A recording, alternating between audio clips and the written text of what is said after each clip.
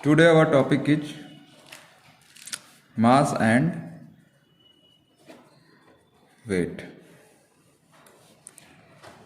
मास और वेट होते क्या हैं? सबसे पहले हम देखेंगे मास क्या होता है। मास क्या होता है? देखिए, मास क्या है कि नेचर में कोई ऐसी चीज़ जो एग्जिस्ट करती है और किसी दूसरे पार्टिकल के रास्ते में रुकावट बनती है, वो क्या कहलाता है? मास कहलाता है। सॉलिड, लिक्विड, गैस, ये तीनों किसके अंदर आ जाएंगे? मास के अंदर आ जाएंगे। मास मतलब क्या कि फिजिकल एग्जिस्टेंस ही क्या कहलाता है? मास कहलाता है। The physical existence of matter is called mass. Physical existence of matter क्या कहलाता है? मास कहलाता है। अब ये कैसे? एग्जाम्पल इसमें क्या आ जाएगा? सॉलिड में आयरन हो गया, एल्युमिनियम हो गया जाएंगे, तो ये भी क्या है? मास है। लिक्विड की बात करें तो वाटर हो गया, ये क्या है? ये भी मास है। गैस की बात करें तो ऑक्सीजन हो गया, नाइट्रोजन हो गया, ये सब क्या है? मास है। तो कहने का मतलब मास क्या होता है? ऐसी चीज जो नेचर में एग्जिस्ट करे फिजिकल फॉर्म में, वो क्या कहलाता है? मास कहलाता है। अब मास की कुछ प्रॉपर्टी होती है। मास की क्या होती है? प्रॉपर्टी होती है। पहली प्रॉपर्टी तो ये है कि mass attract each other. Attract each other. एक मास दूसरे मास को अट्रैक्ट करता है। किस फोर्स से? ग्रेविटेशनल फोर्स, जो मैंने आपको ऑलरेडी बताया है। तो एक मास दूसरे मास को जिस फोर्स से अट्रैक्ट करता है उसको क्या कहते हैं? उसको क्या कहते हैं? ग्रेविटेशनल फोर्स कहते हैं। ठीक है, तो आई होप कि आपको समझ में आ गया होगा मास क्या होता है। मास मतलब कोई भी चीज जो एग्जिस्ट करती है वो क्या कहलाता है? मास कहलाता है। जैसे हमारी बॉडी है, तो बॉडी के अंदर कई सारे पार्टिकल्स मौजूद हैं, तो एक्चुअली वो क्या है? मास है। वाटर है तो उसके अंदर पार्टिकल्स मौजूद है, मास है। मतलब नेचर में जो एग्जिस्ट करता है उसको क्या कहते हैं? मास कहते हैं। मास सॉलिड हो सकता है, लिक्विड हो सकता है, गैस हो सकता है।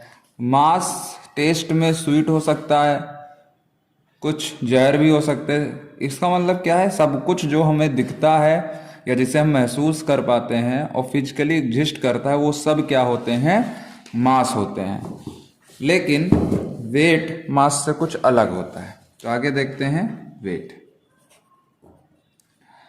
अब जैसे अभी मैंने बताया कि मान लेते हैं एक मास m1 है और दूसरा मास m2 है, और m1 m2 ग्रेविटेशनल फोर्स से अट्रैक्ट करते हैं। तो मान लेते हैं m1 m2 पे F1 फोर्स लगा रहा है और m2 m1 पे F2 फोर्स लगा रहा है। तो वेट क्या होता है? किसी एक मास के कारण किसी दूसरे मास पे लगाया गया ग्रेविटेशनल फोर्स। वेट क्या होता है? एक मास के कारण किसी दूसरे मास पे लगाया गया ग्रेविटेशनल फोर्स। जैसे कि m1 का पूछा जाए मास कितना है, तो m1 पे कितना फोर्स लग रहा है? m1 पे लग रहा है F1 फोर्स लग रहा है, तो m1 का मास F1 के बराबर होगा और m2 का मास F2 के बराबर होगा। तो वेट क्या होता है? The gravitational force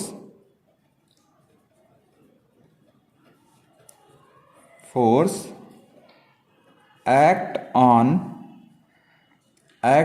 the given mass, act on the given mass is called weight। Example जैसे कि मान लेते हैं कि कोई बॉडी है जिसका मास है m क्या है? इसका मास है, वेट नहीं है। और नीचे ग्रेविटी लग रही है, तो ग्रेविटी इस पे g एक्सीलरेशन प्रोड्यूस कर रहा है। g क्या है? Gravitational acceleration. तो इस मास पे जो फोर्स लगेगा F इज इक्वल टू क्या होता है? Mass into acceleration, mg force लगेगा। तो m सिर्फ और सिर्फ इसका क्या है? मास है। लेकिन mg, इस पे लगने वाला फोर्स m का क्या हो जाएगा? वेट हो जाएगा। तो वेट इज इक्वल टू क्या हो जाएगा? वेट इज इक्वल टू होगा मास इंटू एक्सीलरेशन। एक्सीलरेशन तो weight W is equal to mass m और एक्सीलरेशन g, तो W इज इक्वल टू क्या हो जाएगा mg, इसका वेट हो जाएगा। तो याद रखना जो मास होता है वो एक्चुअली में फिजिकली एग्जिस्ट क्वांटिटी है, जबकि वेट वेट क्या होता है, कोई फिजिकली एग्जिस्टेंस क्वांटिटी नहीं है। वेट एक तरह का फोर्स है जो किसी दिए गए मास पे लगता है। वेट क्या है, एक फोर्स होता है जो मास पे लगता है, और मास क्या है, ऐसी चीज जो नेचर में एग्जिस्ट करती है। तो ये दोनों जो होते हैं ये बेसिक डिफरेंस होते हैं मास और वेट के बीच में। Thank you.